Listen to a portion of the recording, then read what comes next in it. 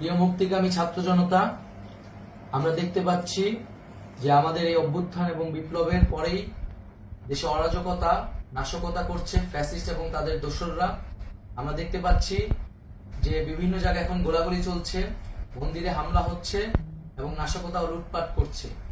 আমরা মনে করি আমাদের যে ছাত্র নাগরিকদের অভ্যুত্থান তাকে নস্যাৎ করার জন্যই পরিকল্পিতভাবে এই ধরনের ঘটনা ঘটানো হচ্ছে। আমরা মুক্তিকামী ছাত্র জনতাকে সজাগ এবং সতর্ক থাকতে আহ্বান জানাচ্ছি এবং আমাদের যে অন্তর্বর্তীকালীন সরকার, আমরা সেই সরকারের যে প্রস্তাবনা 24 ঘন্টার সময় নিয়েছিলাম, জরুরি পরিস্থিতি মোতাবেক আমরা এখনই তার একটি রূপরেখা ঘোষণা করছি।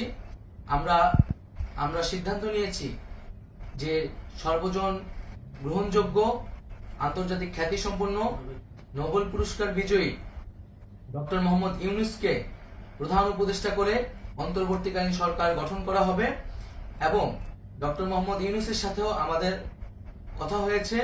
তিনি ছাত্র জনতার আহ্বানে বাংলাদেশকে রক্ষা করতে এই গুরু দায়িত্ব নিতে সম্মত হয়েছে। আমরা সকালের মধ্যেই আমরা এই সরকার গঠনের প্রক্রিয়া দেখতে চাই। রাষ্ট্রপতির কাছে আহ্বান থাকবে যে দ্রুত সময়ের মধ্যে ডক্টর মোহাম্মদ ইউনূসকে প্রধান উপদেষ্টা করে অন্তর্বর্তীকালীন সরকার গঠন করা হোক এবং এই অন্তর্বর্তীকালীন সরকারের বাকি সদস্যদের নামও আমরা সকালের মধ্যে ঘোষণা করব। প্রিয় বন্ধুগণ, দেশে যে অরাজকতা চলছে, মানুষের জীবনের নিরাপত্তাহীনতা চলছে, সেজন্য আমরা রাষ্ট্রপতির কাছে আহ্বান জানাচ্ছি দেশে আইন শৃঙ্খলা পরিবেশ ফিরিয়ে আনার জন্য দ্রুত সময়ের মধ্যে কার্যকর ব্যবস্থা নিতে হবে এবং আইন শৃঙ্খলা বাহিনীকে সহযোগিতা করার জন্য মুক্তিকামী ছাত্র জনতাও রাজপথে থাকবে এবং অন্তর্বর্তীকালীন সরকার গঠন না হওয়া পর্যন্ত মুক্তিকামী ছাত্র জনতাকে রাজপথে থেকে তাদের যে অভ্যুত্থান, সেই অভ্যুত্থানকে রক্ষা করতে হবে। প্রিয় বন্ধুগণ, আমরা রক্ত দিয়েছি, শহীদ হয়েছি। আমাদের যে প্রতিশ্রুতি একটি নতুন বাংলাদেশ গঠন করার জন্য, সেটিকে আমাদের অবশ্যই বাস্তবায়ন করতে হবে এবং অবশ্যই ছাত্র জনতার প্রস্তাবিত সরকার বাদে কোনো ধরনের সরকার কিন্তু মেনে নেওয়া হবে না।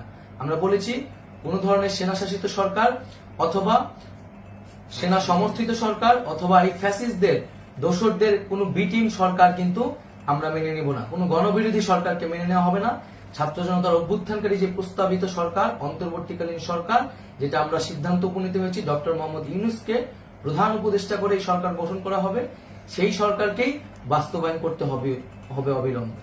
আগামীকাল সকাল থেকে সকলকে আহ্বান জানাচ্ছি রাজপথে থাকার জন্য এবং আমাদের যে সাম্প্রদায়িক সম্প্রীতি এবং রাষ্ট্রীয় সম্পদ রক্ষা কমিটির ঘোষণা হয়েছে বৈষম্যবিরোধী ছাত্র আন্দোলনের নেতৃত্বে, সকল পাড়ায় পাড়ায় এলাকায় এলাকায় সেই কমিটি পাহারায় থাকবে। আমাদের সংখ্যালঘু কমিউনিটিকে আমাদের রক্ষা করতে হবে, রাষ্ট্রীয় সম্পদ এবং এই দেশকে রক্ষা করতে হবে আমাদের।